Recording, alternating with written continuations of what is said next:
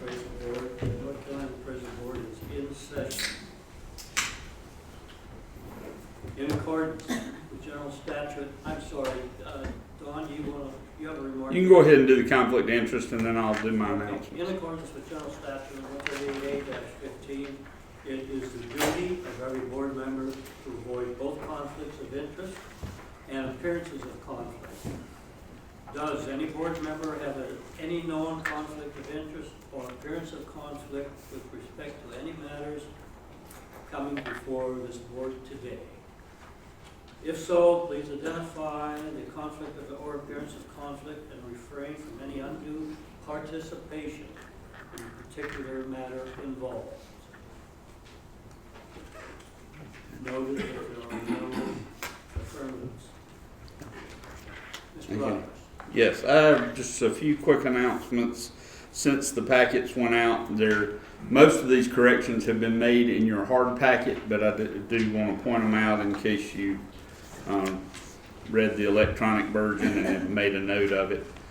On the agenda, the consent orders as well as Exhibit 6 will all be considered in the closed session, which that was the issue about being able to supervise trainees. So both of those will fall under the consent order. As far as Exhibit 2, Mr. Leader with NCREAA requested after the agenda went out to be on the open forum, and so that will be on Exhibit 2. On page 14 of your probable cause, that should have said open an investigation of the other appraiser, which is in your hard packet, but I think it said review the other appraisal. It should have said open a case or open an investigation on the other appraiser. And in the minutes on page 5, our chairman noted that we had a double negative. Our grammar teachers would not be pleased, and at the end of the paragraph that starts, the North Carolina bankers contacted the board. It did say we should not offer no opinion, and it should have said we should have an opinion there. So those are all the corrections that I'm aware of at this time. All right, thank you, sir. We'll move on to the approval of the agenda.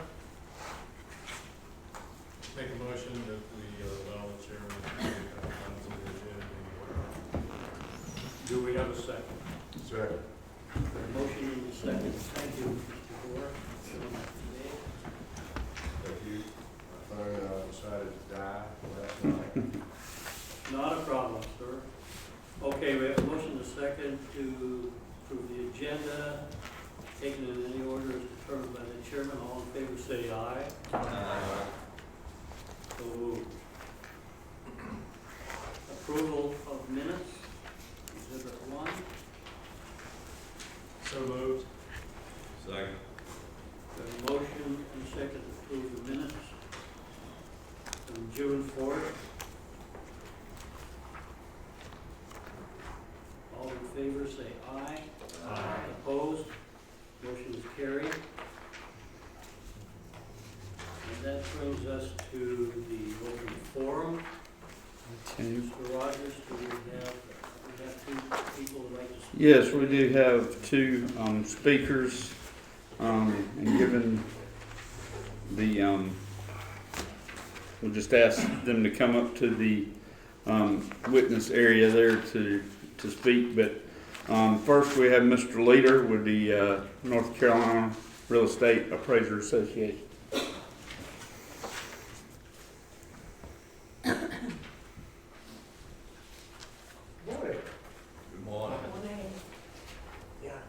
Sometimes it's a little better standing, so I'm going to go ahead and do that. I appreciate you giving me an opportunity to speak today for the North Carolina Real Estate Appraiser Association and appraisers and consumers across the state. I'd like to start by talking about a meeting that we participated in on the 20th of May. There were board members, present, representing there, staff, and multiple stakeholders from across the state in the process. And we were talking about hybrid appraisals. My organization is very concerned about this process and its impact on consumers and the public in North Carolina.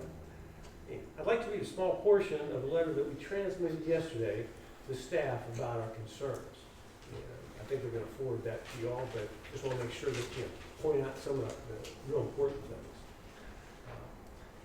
Our group rejects the notion that an appraiser who does not actively work, and by that I mean physically goes into a property, touches it, photographs it, and works in the area, is competent in that market.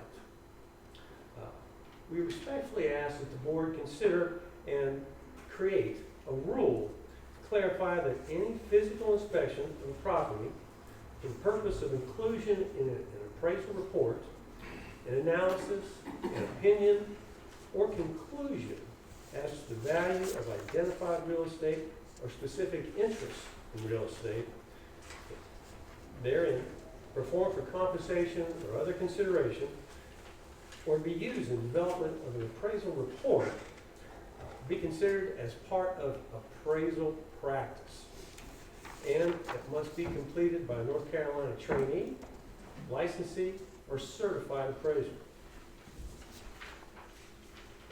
The association does not believe it's in the best interest of the public trust to continue to permit third parties, brokers, contractors, home inspectors, and others, to perform such an important task in the valuation process for North Carolina homeowners. We support all these third parties in their respective roles in the real estate transactions. In addition, we submit that appraisers are uniquely trained to visually and physically inspect a property, both gather data and develop an opinion regarding the characteristics of the property that are directly related and relevant to its value. This is not the same type of inspection that is done by any of these third parties, whether they're contractors, home inspectors, insurance agents, or folks that we talked about at great length in that meeting. That's it. I thank you for your time and consideration. It's a very important item, initiative. Thank you. Mr. Leader, normally the board doesn't respond, but I'd like to ask a question. Yeah. Your second paragraph suggests that several calls, questions from homeowners regarding individuals, etc. Yes. Can we get a feel for how many of these responses? Can you have a record of them? Or? Well, we didn't do like a survey or anything like that, but we had an appraiser whose, I believe it was his mother in the western end of the state, had an appraisal done, and the person just represented themselves as an appraiser. And it wasn't until after the fact that they found out it was an inspector. It was not an appraiser that went out to the property. We actually had an appraiser out of Dunn that had her property appraised by an inspector for a hybrid appraisal, which she has never gotten a copy of. But there was a $35,000 difference between that appraisal, which she obviously said, hey, it wasn't correct, being a qualified appraiser herself, but going through the analysis and whatnot. And then she found out that they did and they actually performed a full appraisal, 1,000 full report, and there was a $35,000 difference. The other guy is flat out missed buildings, parts of the property, and those kind of things. So those are the two primary items that we're aware of, but again, we didn't survey or ask for all these things. Well, your statement implies several calls, questions, several applies 12 or more typically. So I was just curious about the numbers.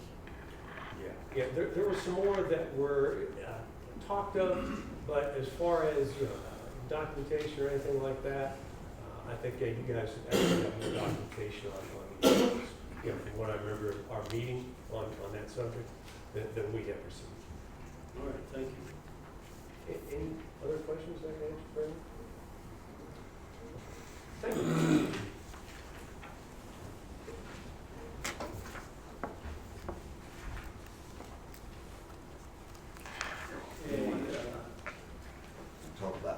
appraisers. Yes, this is Mr. Hamp Thomas. He wants to speak on the ANSI standard and possibly making that the board standard for measurement. Yes, good morning, everybody. My name is Hamp Thomas, and I'm a residential appraiser from Whispering Pines. And the purpose of my visit is to talk about mandating the ANSI standard. There's no mistake that we live in a price per square foot world, whether it's buyers, sellers, agents, appraisers, assessors, and underwriters. We all use price per square foot. Now, square footage impacts C&As, appraisals, and AVMs. But the main goal, I think, in mandating ANSI is actually the mission statement of the appraisal board, to help improve consumer protection. And there's no doubt that mandating ANSI will make a huge difference there. Now, this all started for me after working 10 years as a realtor. As soon as I got an appraiser's license, I could see right away that there was big differences in the measurement methods. And so I tried to buy a book, take a class, do something, and there was nothing. Well, that's turned into 15 years of research on square footage, and something you never think that you would do, but it's worked out that way. And right now I have an online class titled ANSI, Home Measurement and the Power of Price per Square Foot that's being taught in almost 40 states. I've got a book on calculating residential square footage and even a home measurement specialist certification. We've got a 6-hour video measurement class that's going to Arello actually this week, which is probably the best teaching tool that we've ever done. And actually it's also taught live in North Carolina by Daryl Hignite, and I think he's getting ready to teach 23 people at the Real Estate Commission this class, and that's a good sign. But I'm always amazed at the appraisers that take this class, and they tell me they've been doing this for 20 years, and they thought they knew the rules of ANSI, but they really don't know. It's up to whoever their supervisor was, whoever trained them, who trained them before. The process goes on and on. But a lot of people claim that they use ANSI, but they really don't understand what that means. Even little things like measuring stairs. People say we measure stairs by ANSI, and then they find out they really don't do it that way. But the North Carolina Real Estate Commission has their own measurement standards, their little yellow book, and they're the only one in the country that has that. But right now, 3 appraisers can measure the same house and come up with 3 different square footage totals, and that's a problem. I've provided a short presentation for everyone. It's got, lots of information and things I think we could do to even improve it. But I've included a link in there to a YouTube video about a VA appraiser that actually, in this case, cost a homeowner $6,000, and it's specifically based on a square footage discrepancy. So I hope you'll at least look at that. And my hope is that you would discuss this topic, form a committee and see what it would take to do this. And I know this has been discussed before, but I'm hoping at this point that you're going to be bold enough to actually take the step to bring this to life. And this is really the right time to step up our professional image with the hybrids we're talking about and what I like to call the automated revolution. Everybody wants to replace appraisers and do everything with a computer. But my proposal is either to adopt the ANSI standard as it is, and maybe add a little more detail to the pre-licensing program, which I think has 1 paragraph, or to create our own measurement standard like the Real Estate Commission has done. And it could be based on ANSI, but with additions for those areas that are left subjective in ANSI, and there's several of them. We can use it to improve consumer protection, appraiser consistency, and even make a profit if you wanted to. But the main goal is that a measurement standard is good for the consumers of this state. And I'm hopeful that one day agents, appraisers, assessors, builders, architects, everybody can follow the same standard, but somebody's got to lead the way. Appraisers are supposed to be the real estate experts and the ultimate, professionals, and somebody's got to take a stand and start this thing. I can tell you there's a lot of states a lot of other states that are gonna be watching this today and that are gonna see how you react to this proposal. I hear from appraisers all across the country that tell me, you know, they see the same problems that I do. And they're always asking me, you know, if I'm the one that has all these details and I got 15 years of examples of, you know, square footage errors that cost homeowners money. You know, it's real money for real people. And if I live in North Carolina and the Real Estate Commission is the only realtor agency that has a guideline, you know, why doesn't the North Carolina Appraisal Board have their own standard? Now, lots of those people are telling me that if North Carolina would do this, they could go to their state and actually have an example of a measurement standard, or a state with a standard for agents and for appraisers. And you know, that would solve a lot of problems, and it also gives them help asking their boards to do the same thing. So before I finish, Mr. Rogers had mentioned an issue before about when lender clients or client requirements may differ from ANSI. And you know, I really think that that's an issue that we could address.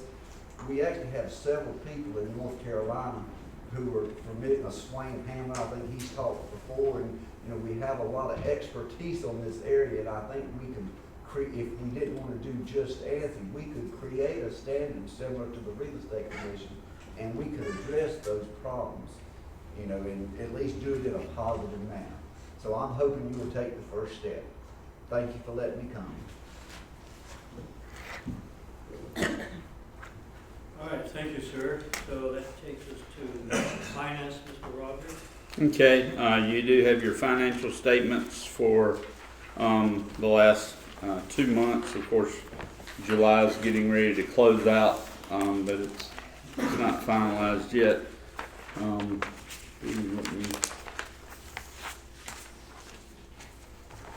As far as renewals themselves, I had the number in front of me, but I don't.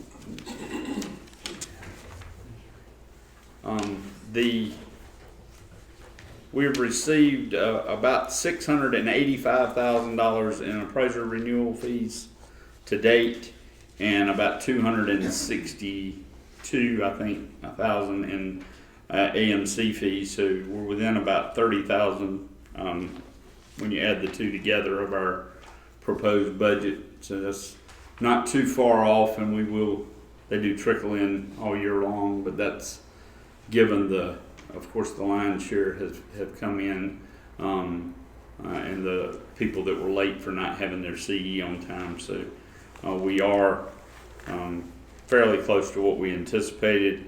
Just looking at the June statement, it won't quite. Once the audit's done, I don't think it'll work out quite this good. But you see a net income, we were about $190,000 ahead, I guess would be the best term. You don't use a profit for a nonprofit, but we were that far ahead on our budget.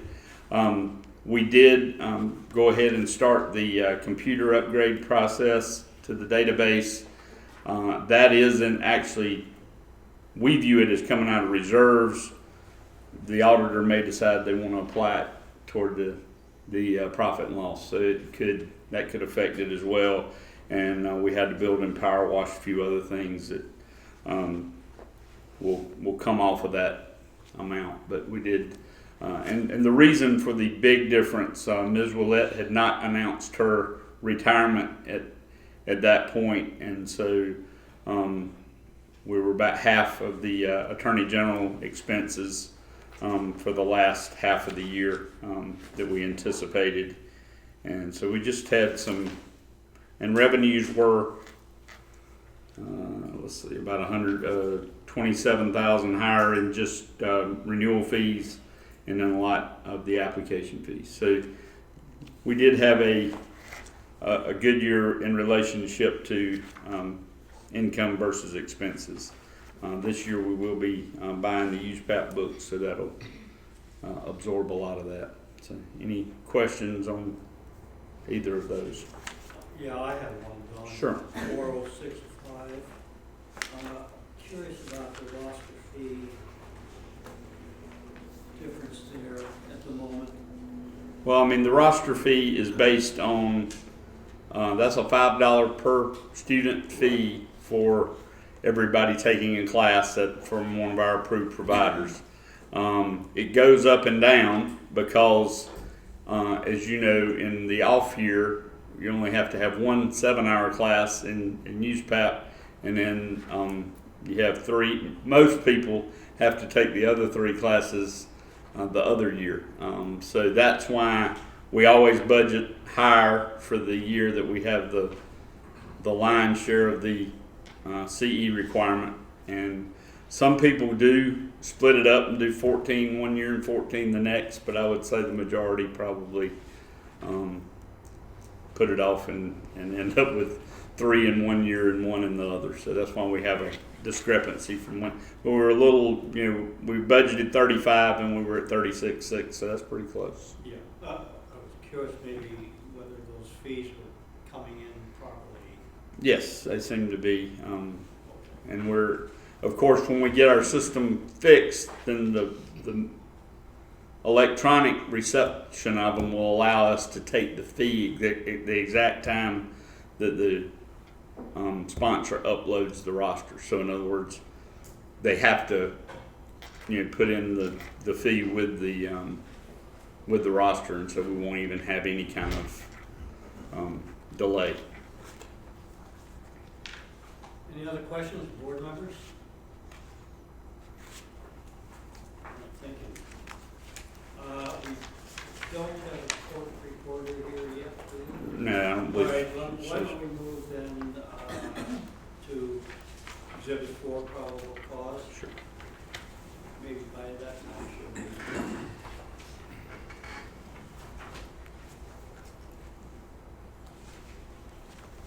All right, let's start with Mr. Warren. Any cases that you would like to discuss? Yes, the first one, that's 2018-0061,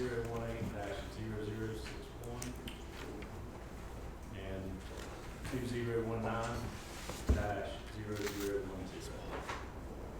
Okay, he's coming up. Just pages 1 and 22. Mr. Taylor? None? Mr. Gore? I just have a brief comment also on 0061 and 0010. Same as Mr. Warren.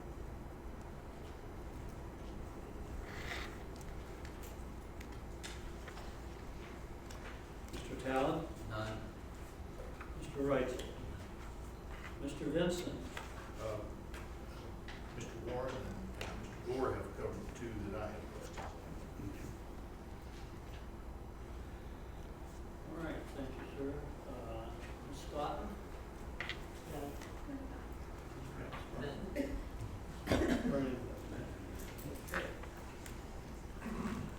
Well, let's just, Mr. Chairman, yes, sorry. I'd like to make a motion that we accept the rest of them, the staff recommendations on the remainder of the reports. Do we have a second? Second. Got a motion second to accept the staff recommendations on the balance of the GED. All in favor, say aye. Aye. Opposed? All right, Mr. Warren, I guess we'll start with you then. Okay, I'm gonna make a comment on both of the cases in general. They're both dealing with hybrid appraisals or bifurcated appraisals. And while the hybrid bifurcated subcommittee has been working on this, we're not finished. And I would like to see if we can table these until that point, or at least till the next meeting to reconsider. So are you suggesting you wish to table both of them? Yes, sir. We have a motion to table 0061, 0010.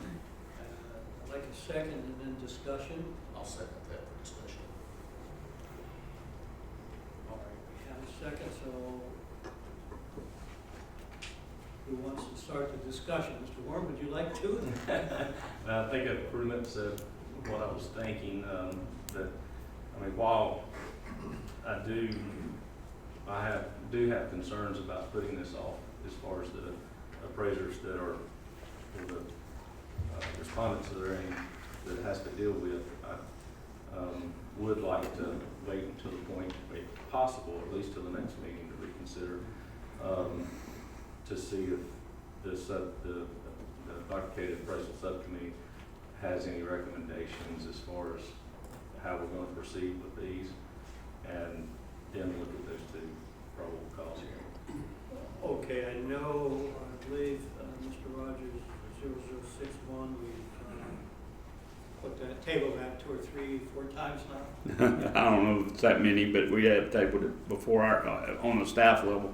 I just want to make one comment, and then I have no problem with doing this, but I just want to point out that regardless of what we determine in the hybrid committee, that we can't hold these people accountable to anything that we come up with. In other words, we have to play. We should make rules that, If we make a rule such as was suggested, say by today, or anything along those lines, we can't go back and apply it to these people. Just so you understand that. And like I said, I'm not arguing with tabling it. That's fine. We can certainly maybe get more clarification, but we can't put out something that to hold them accountable to that they didn't have when they did it. And I agree with that 100%. I just think that we may have a better understanding of all the parts, That's fine. and not hold them accountable for something that wasn't in place when they did it, but we may have a better understanding of all the parts Okay. when we get there. That is fine. And I mean, like I said, we're all trying to reach some sort of balance here, and that's fine. well, it also probably keeps us from setting a precedent. Might not want to live with it later. Very true. I'd just like to comment that I also regret that we have 2 cases here that appraisers are being held up from getting a response back from the board. But what is very clear to me is, follows somewhat of what Mr. Leader said, is that these hybrid appraisals are going to be an issue for everyone. The homeowner who doesn't understand, the real estate agent who's not going to understand. We get it, that it's for a specific purpose, and depending on the scope of work, it's a viable tool. However, the homeowner and the sellers and buyers, well, actually, it's not typically for that, but for new money, but and the real estate agents are just not going to understand that. And I think this hybrid, this whole issue is going to create more and more complaints just from misunderstanding, because I don't believe that we're going to be able to teach everyone what all of this is about. My personal projection, and I'll be probably, who knows where I am when this happens, my personal projection is that there's either going to be an AVM, evaluation model, that lenders and legislators agree upon, or a full appraisal, one of the 2. I doubt that a hybrid appraisal is going to last. Given the fact we are concerned about the appraisers we're waiting on, we have kind of a schedule or plan. Well, I mean, August. right, and and we would have liked to had it done this time, but it just scheduled it in the lap. We do have a draft of an article which we had talked about at the end of the hybrid committee. We will get that out to the committee members and let you have a chance to offer input, and then we'll try to have that. I was going to announce in the staff report we do have to have an appraisal report in August, and we would like to get it out. And then hopefully that'll give us the clarity to where we can at least deal with what we have on our plate, and then we can talk about if we want to look at any rule or get some of the stakeholders that were at the table back together and say, okay, what's the fix? So that's the plan. I mean, we just, between the legislation and other things on our plate, we just haven't finished it up yet. May I ask Mr. Warren, would you consider a friendly amendment to maybe list, to change your motion slightly to go ahead and, since we have dismissals essentially, both of these 2, one is conditional, but we do have dismissals, to go ahead and clean these up let these appraisers get on with their life and not have this hanging over their head? Or do you feel really strongly that we need to wait, and in light of what Don said, no matter what we come up with, the result for them will be the same? I still feel that we probably ought to table these two until we get a better grip of what all the pieces are. Okay. This currently. Mr. Chairman, I think that Mr. Gore and Mr. Warren have identified some of the issues I have. I don't want to delay this for the appraiser getting a speedy trial, if you will, right?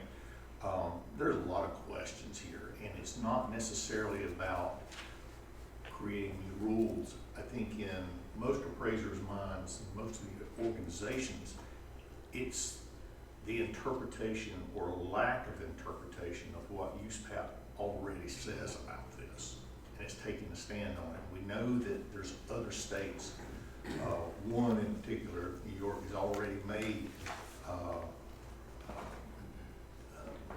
legislation or rule changes, whatever they have to do in their state, that have effectively said that these hybrids do not conform to USPAP. And so, and it has had some negative impact, if you will, from the appraiser standpoint. But I think that before we set precedent here, we do the first case, and at this meeting, we're asked to look at two of them that are involved. If we do that, then I'm afraid that we have gone past the point of no return. And so I, like Mr. Warren, or I would suggest that we do that at least until we can make a substantial, and come to an understanding of what USPAP actually has to say about this. Thank you. Yes. So I believe comments Don made are part of the decision that I have concerns as far as, you know, these cases have been brought before us. And we can't hold them accountable based on the change that happens. That's very serious. I think, Corey, I think you agreed that too, is why you asked for the friendly amendment. I could be on board if you would accept the friendly amendment, Mike, then maybe there's somewhere in between that says by the next meeting we will settle these two cases and move forward. If we will just go to the next meeting at least and have a decision made for these two cases specifically. Let's modify the motion so that we reconsider these at the next meeting. And that would be September 24th, I believe. 24th. And that gives us an opportunity for the hybrid committee to Yes. meet in August. Yes, we'll prioritize that to have it done.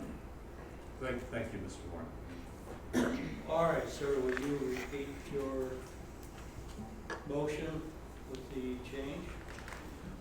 Yes. Can you?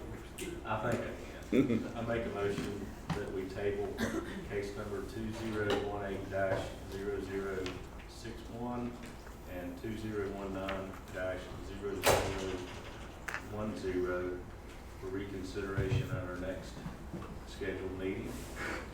And that to give time to the appraisal, the fabricated subcommittee to finish its work. Do we have a second? Mr. Chairman, since I made the second on that, I will, again, second this motion. We have a motion and a second. I'm not going to repeat that. We know it. All in favor say aye. Aye. Opposed? The motion is carried. We'll send it to Mr. Warren before we put it in the minutes and make sure that's what he intended. Mr. Chairman, along those lines, may I ask a question of the staff? Tom, do we have others in the works regarding hybrids? Yes, sir. How many would you say? We probably have about 4 more. 4 more. I think so, about 4 more. And would it be fair to say that it's a lack of understanding by the complainants about a hybrid appraisal? Not necessarily. In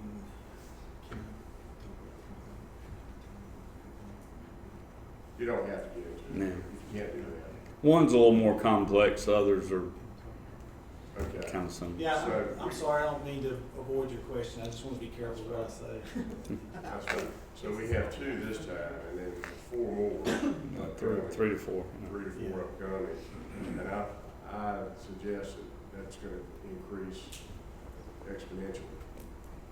Well, and as we discussed, you know, we were going to back burner the whole hybrid issue till we dealt with them, and then they kept coming, so we decided we can't do that. So We have to. So it's kind of like having to try and do them in combination with continuing to work on the process. And while I would, the only thing from your discussion I would alter just a little bit is I don't know that the hybrid committee will complete their work.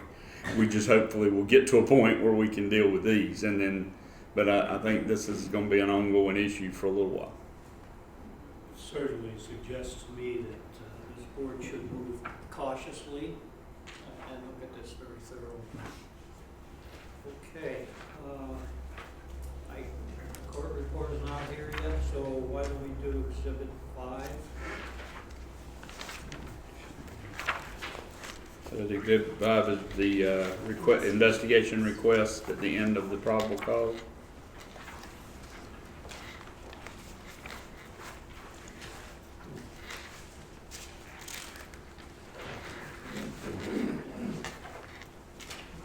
Who's handling that? Ken? I can handle that one. This is an appraiser who we discovered from the appraisal subcommittee's public notice that his certification was revoked in another state, and he didn't report it to us. So we're asking that an investigation be opened up into that. I make a motion that we open the case against the appraiser. Second. Okay, we have a motion and a second to open an investigation request against this particular appraiser. All in favor say aye. Aye. Opposed, motion is carried.